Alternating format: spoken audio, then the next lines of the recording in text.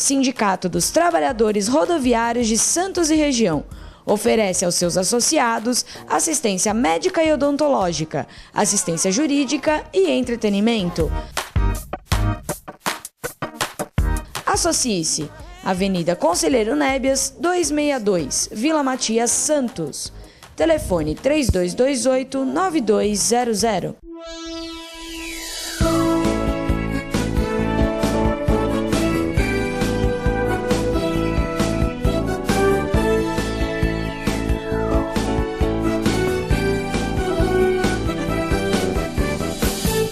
Alô, Baixada Santista, a Sem Reação chegando pela sua TV Com, canal 11 da NET. Um prazer muito grande em contar com a sua audiência nesta segunda-feira, início de semana, e convidando você desde já a participar, a interagir aqui dos nossos programas. Quero mandar um abraço especial à minha mãe, Dona Ádua. Na sexta-feira me acompanhou, ficou o dia inteiro comigo. Ela que é ligada no meu programa, ainda bem, a nossa audiência é grande porque minha mãe me assiste, afinal de contas, não é verdade? Se a hora que o cara não tiver nem a audiência da mãe, né, Clemente?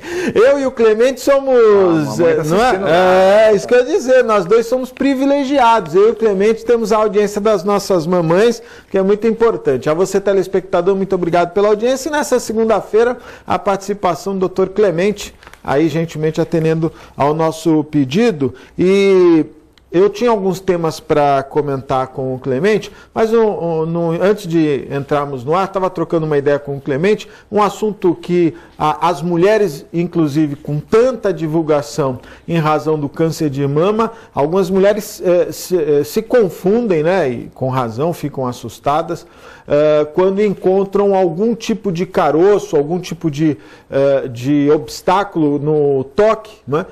Detalhe, muitas mulheres não fazem, né, ainda o exame, ainda por mais que haja a divulgação, muitas mulheres ainda precisam se esforçar e fazer mais vezes o exame de toque. Mas há uma diferença entre um nódulo e a displasia, não é isso, Clemente? Queria que você explicasse aos nossos telespectadores. Boa tarde e obrigado pela participação. Boa tarde, Augusto, a toda a equipe e ao nosso telespectador. Existe uma confusão porque a displasia, Augusto, ela é uma doença mais da mulher de meia idade, mas ela pode existir em uma menina de 16 anos. Então, ela caracteriza, na sua maioria das vezes, por formação de nódulos também, mas nódulos benignos, assim, tipo nódulo sólido ou nódulo cístico. Mas isso pelo toque você percebe, não? Nem sempre. Alguns são superficiais e você percebe que tem alguma coisa estranha. Mas os nódulos mais profundos você não consegue pegar, a não ser no exame de ultrassonografia, que aí fica bem visível. Então, a displasia, até é interessante a gente comentar isso aí, ela é uma doença que se caracteriza pelo fato da mulher ter mais glândula do que deveria ter para a idade que tem. Então, por exemplo, quanto mais idade, menos glândula e mais gordura na mama. Então, a partir... 40 anos, Clemente? Por exemplo, a partir de 16, 18, 20 anos... começa a diminuir o número de glândula e aumentar o número de gordura, a quantidade de gordura. Então, uma mulher de 50 anos tem pouca glândula e muita gordura. Isso em condições normais. Na displasia, ela pode ter tanta glândula quanto uma jovem de 18 anos. Né? E isso caracteriza a displasia, ou seja, uma quantidade maior de tecido fibroglandular do que ela deveria ter para a idade que tem. Como ela tem mais tecido, ela tem uma chance maior de ter nódulo, embora a maioria dos nódulos sejam benignos. Né? No caso, na displasia. Na displasia. Quase que a totalidade dos nódulos são benignos, e a grande maioria são cistos. E menos frequentemente os nódulos sólidos. Mas o que complica a displasia, uma das coisas é a percepção, que você citou, a gente comentou isso no intervalo. A mulher passa a mão e sente um negócio meio granulado, meio isso nodular. Mesmo. E leva a pânico, porque ela fala, não, puxa vida, tô com nódulo. Tô com nódulo, e a primeira coisa que vem na cabeça, será que não é agressivo, será que não é maligno e tal. Então esse é um aspecto importante. Mas uma característica boa da displasia também, na sua quase totalidade, é que ela provoca dor. Então a mulher que tem displasia, ela sente muita dor.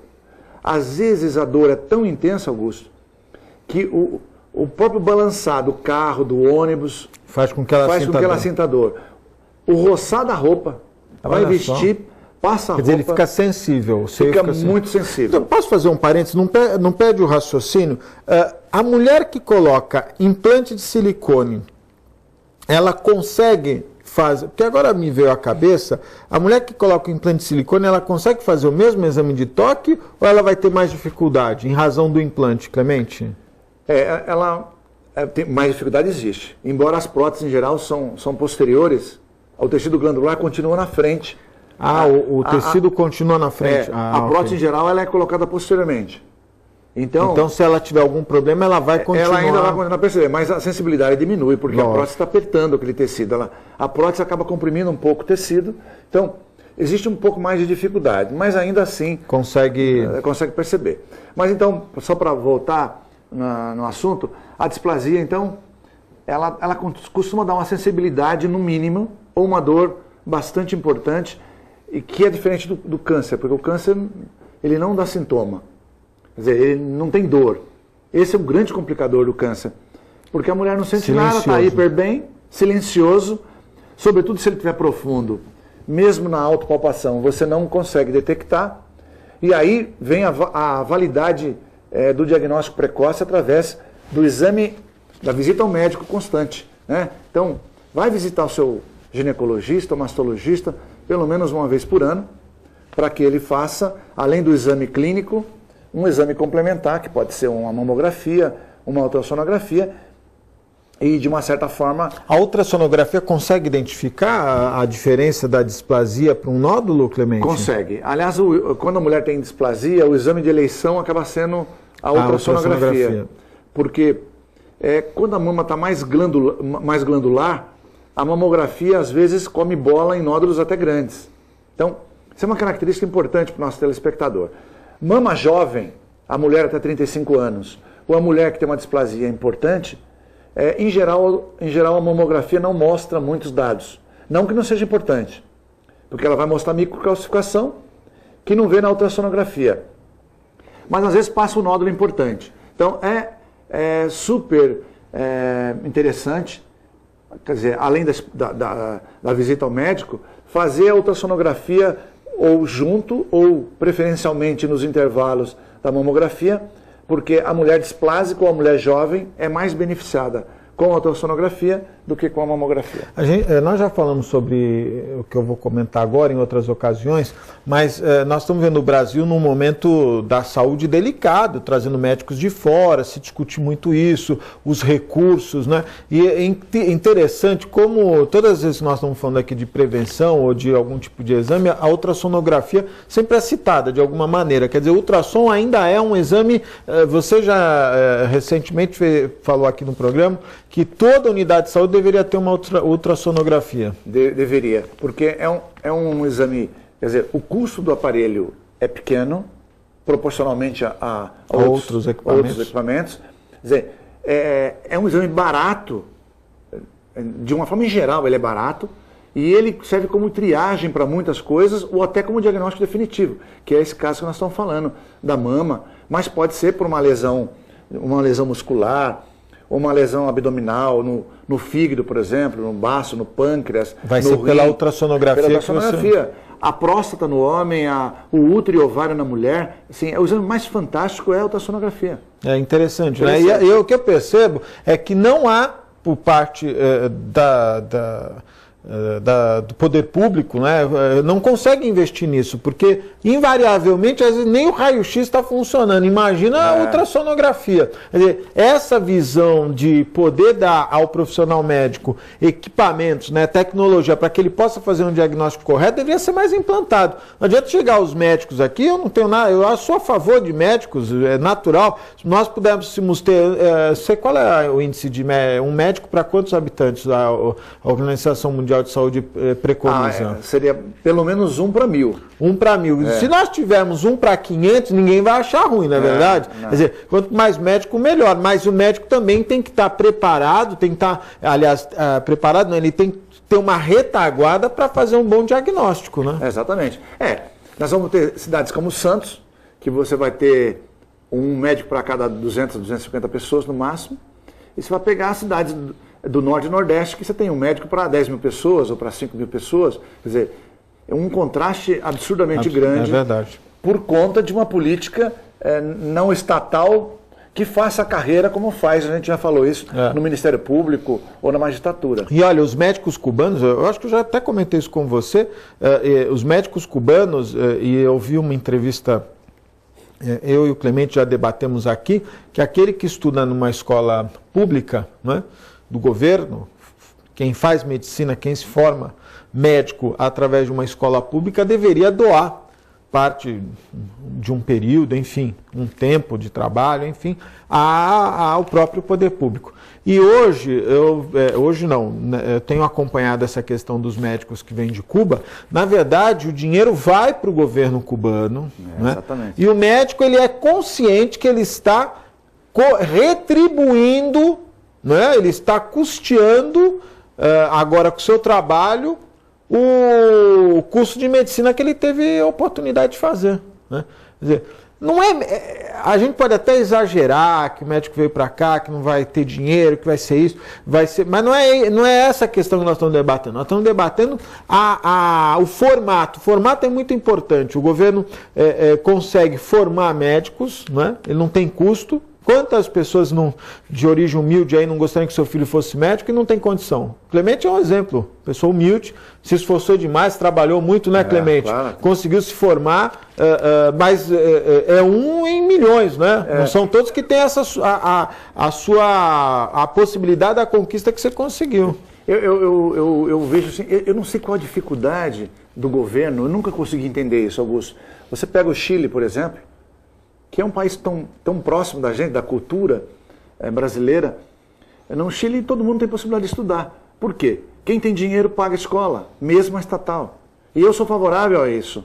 Porque a maioria das pessoas que entram numa Unifesp, numa USP... Podem pagar. A grande maioria é aquele cara justamente privilegiado, que tem seu tempo para estudar, tem dinheiro para ir para escolas boas e fazer um bom cursinho. É verdade. Acaba entrando e esse cara estuda de graça. Eu não acho que seja justo. Às vezes mais de um cursinho, né? Então, esse cara tem que pagar para que esse dinheiro possa financiar aqueles que não têm possibilidade. Então, eu nunca consegui entender por que não existe, seja pelo Executivo em Brasília, seja pela Câmara dos Deputados, por que não cria uma coisa tão parecida que deu tão certo num país tão próximo como é o Chile? E olha, as cotas, nós temos que tomar muito cuidado. Recentemente eu estava vendo uma entrevista no jornal o Globo de um jovem no Rio de Janeiro que entrou numa faculdade pública pela cota de negro, só que ele é branco. Então imagina só a confusão que não está dando essa questão. Então, até essa interpretação nós temos que tomar muito cuidado. Na verdade, o que nós precisamos é que a sociedade entenda a necessidade daqueles que podem. É um exemplo que eu vou te dar aqui, nós vamos fazer um intervalo. Outro dia eu estava conversando com um secretário de saúde aqui da nossa região e ele estava me dizendo o seguinte, que ele pegou um funcionário, colocou na frente da farmácia, onde distribui medicamentos, né? E ele disse, o que parou de carro bom, zero, as pessoas descendo para pegar o remédio gratuito, né? Era uma coisa impressionante. E às vezes aquela pessoa que precisa do remédio gratuito não tem o dinheiro da passagem para ir buscar o remédio. É verdade. Olha as contradições, né? Muito louca. É um negócio impressionante. Infelizmente, nós precisamos corrigir esses problemas. Nós vamos fazer um breve intervalo, é muito rápido, fica aí, eu volto já.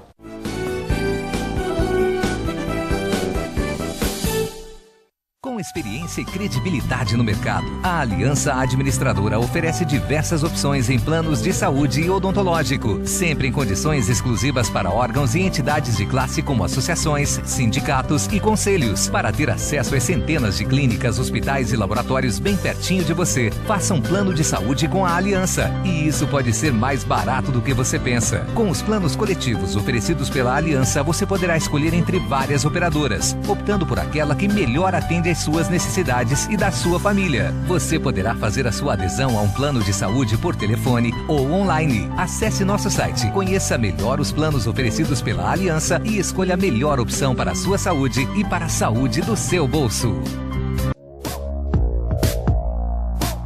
Sindicato Sindicato dos Trabalhadores Municipais de Praia Grande, há mais de 20 anos levando aos seus associados planos de saúde e convênios, assistência odontológica e jurídica, curso de capacitação e outros benefícios, dando aos servidores melhores condições de trabalho e qualidade de vida. Para mais informações, acesse o site www.sindicatopraiagrande.org.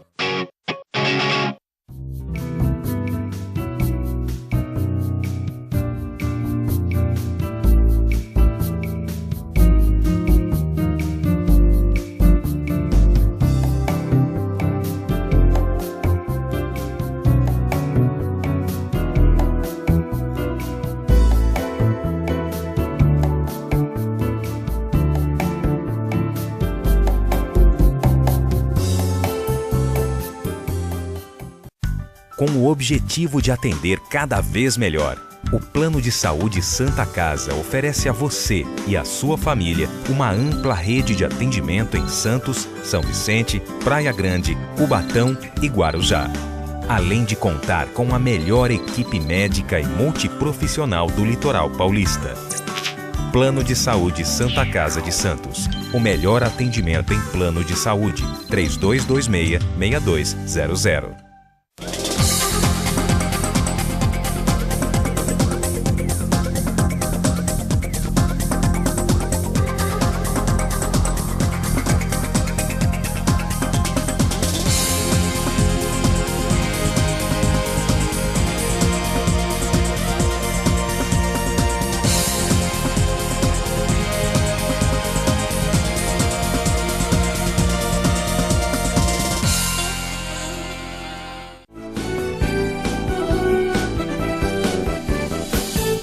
Estamos de volta ao vivo aqui pelo seu Programação em Reação. TV Com, canal 11 da NET para Santos, São Vicente, Praia Grande. Um abraço especial, meus amigos da Ozan, www.ozan.com.br. Eu conheço os benefícios da Ozan, 3228-8000. Quem também nos apoia, os nossos amigos do restaurante Boqueirão Express Grill, Rua Lobo Viana 89. Eu nem vou falar, porque hoje eu estive lá no Boqueirão, clima pesado, São Paulo perdeu, né? E é incrível, ninguém cai de pé, né? Já, não, o pênalti, o impedimento, todo mundo reclamando lá no Boqueirão Express Grill.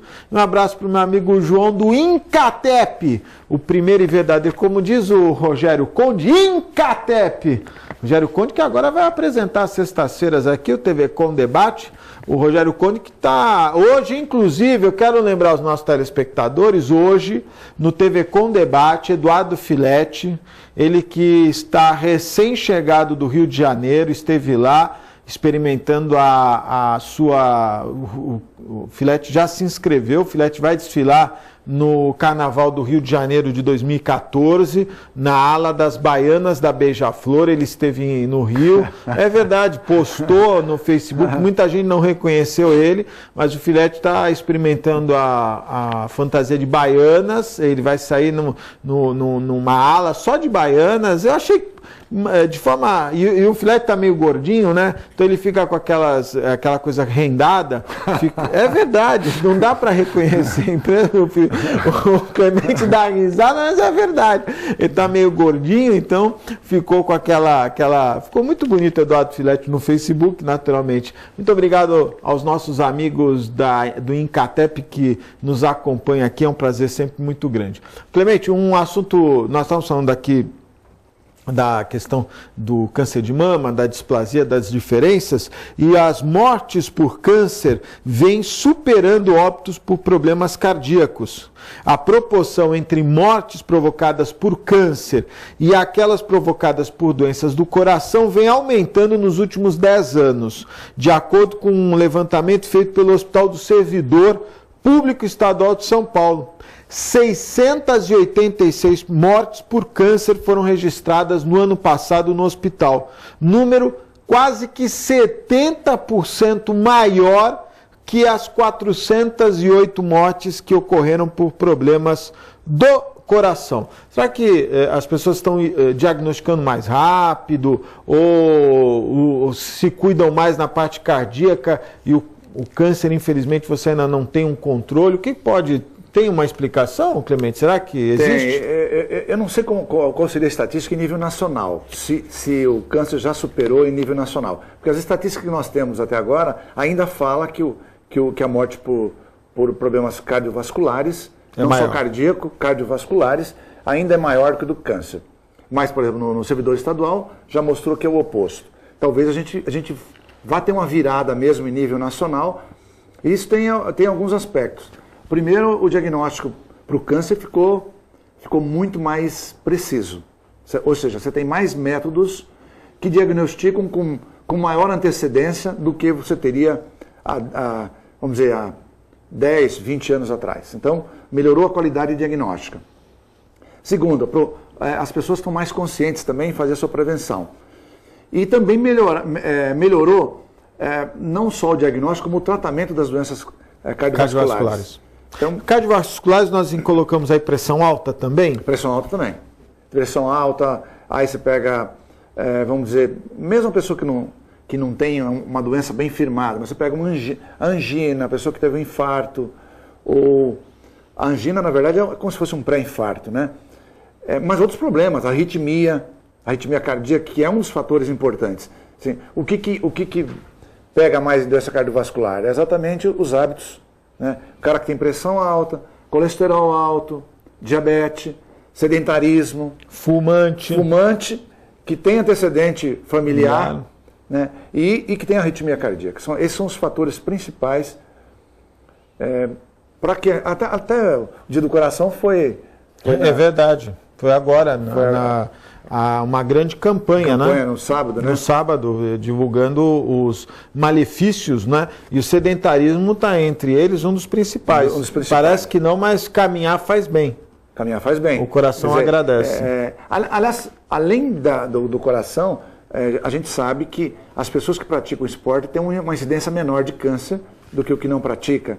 Ou seja, ele é benéfico em vários aspectos. No cardiovascular, também para diminuir na incidência do câncer de uma forma geral, além do prazer de fazer o exercício. Né? Agora, Clemente, nós tivemos muitos anos a imagem de um país jovem, né? E naturalmente que as pessoas envelheceram, os jovens envelheceram. Há alguma relação? Será que nós podemos apontar o envelhecimento da nação como um fator do aumento das doenças dos cânceres? Não. Também. Do câncer? Isso é verdade. Então, a longevidade aumentando, a incidência também vai aumentar. Aumenta. Então, se pega câncer de próstata, por exemplo. Quanto mais idade, maior é o índice. A ponto dos cientistas... claro que isso é uma suposição, mas não é muito fora da realidade. Se o homem vivesse 120 anos, pelo menos 95% desses homens teriam de câncer de próstata. Eu ia te fazer uma pergunta agora que você estava falando, e que, puxa vida, me passou, mas tem a ver com a questão do envelhecimento, né, e desse diagnóstico precoce que naturalmente as pessoas começam a se preocupar, a fazer os exames e cada vez mais com mais presteza, né? Quer dizer, tem gente que todo ano está lá fazendo a sua avaliação, seus exames, e hoje a tecnologia está muito mais fácil. Hoje com uma tomografia você consegue identificar diversos problemas, né? Consegue, uma tomografia com uma ressonância, você tem diagnósticos assim, de lesões muito pequenininhas, que dá chance de cura, inclusive, para a pessoa, né? Porque o grande problema do câncer não é só o diagnóstico em si, é você dar a chance de cura ou uma boa qualidade de vida enquanto essa pessoa viver. Então, esses exames acabaram facilitando muito, e além do exame laboratorial, né? Por exemplo, nós vimos aquele enfoque da Angelina Jolie, de retirar as mamas, sim, por exemplo. Antecipadamente, né? Ela fez um exame que em cima dos precedentes genéticos dela, ela poderia ter câncer de mama. Exatamente, ela fez os exames, quer dizer, os marcadores, né, para câncer, BRCA1, BRCA2, e aí uma projeção de risco de 82% para ter um tumor, ela não vou correr esse 82% de risco. E parece que a partir daí, o número de pessoas que estão procurando os médicos por conta desses fatores genéticos é muito grande. Ou seja, o laboratório também está contribuindo com tecnologia, né? Tecnologia. Agora, só para Clemente, mesmo ela com a prótese, ela pode ter câncer de mama ou não? Pode. Pode ter câncer de mama. Lógico que as condições são menores em razão da massa, isso? Não, depende. Se a mulher simplesmente colocou a prótese, o risco vai continuar sendo o mesmo. Ok. Se ela tirou um pouco de tecido glandular e pôs a prótese, aí vai diminuir o risco. Ah, ok. Né? Então tem aí um aspecto técnico. Tem aspecto. Que foi o que a Angelina Jolie fez. Ela tirou as glândulas e deixou o restante, quer dizer, aí botou uma prótese. Entendi. Então por isso que o risco dela acabou... Diminuiu. Praticamente 2%, 3% é a possibilidade. Já tem mulher que não, ela não tira nada, ela simplesmente coloca a prótese. Ela continua com o mesmo risco de antes. Eu lembrei o que eu ia perguntar para você, não vai dar tempo. Como eu tenho percebido, agora mesmo o Cláudio Cavalcante, que faleceu no Rio de Janeiro, foi fazer uma cirurgia de coluna, teve complicações cardíacas. Mas o que eu percebo de pessoas de idade, 75, 80 anos, infartando. Né? E antigamente dizia assim, quem tem mais de 70 anos quando infarta não morre. E o que eu tenho visto é diferente, isso vem acontecendo, as pessoas vêm morrendo. Não, o risco é maior no jovem, porque imagina um jovem de 30, 31 anos, eu vi alguns casos, a chance de morrer é maior do que no adulto. Por quê? Porque não é habitual isso. Então quando tem uma obstrução, normalmente ela é mais severa. Então o risco se torna maior. E no idoso não. Ele já, vamos dizer assim, ele cronificou a lesão, às vezes a lesão tem 80%, 90% de obstrução e ele não ele sente. Tá que interessante, né? E vai descobrir depois. É o organismo, né? O organismo vai se adaptando. Clemente, muito obrigado pela sua participação. Obrigado, Augusto, a toda a equipe e um beijo especial para o nosso telespectador.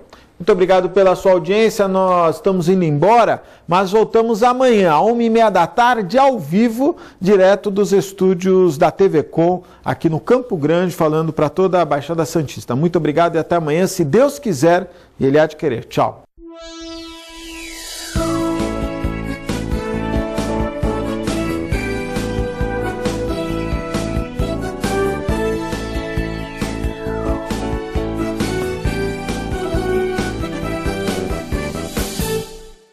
Santos é uma cidade linda para morar e ótima para investir. Por isso, aproveite os lançamentos do Grupo Mendes. Ville de France, na Aparecida. Vista livre para o mar e para a sua felicidade. 2 e 4 suítes. Lazer completo. Terrazas Residence, na Ponta da Praia. O projeto perfeito no bairro ideal. 2 e 3 suítes e um lazer surpreendente. Lançamentos Grupo Mendes. Sua melhor escolha para morar e investir.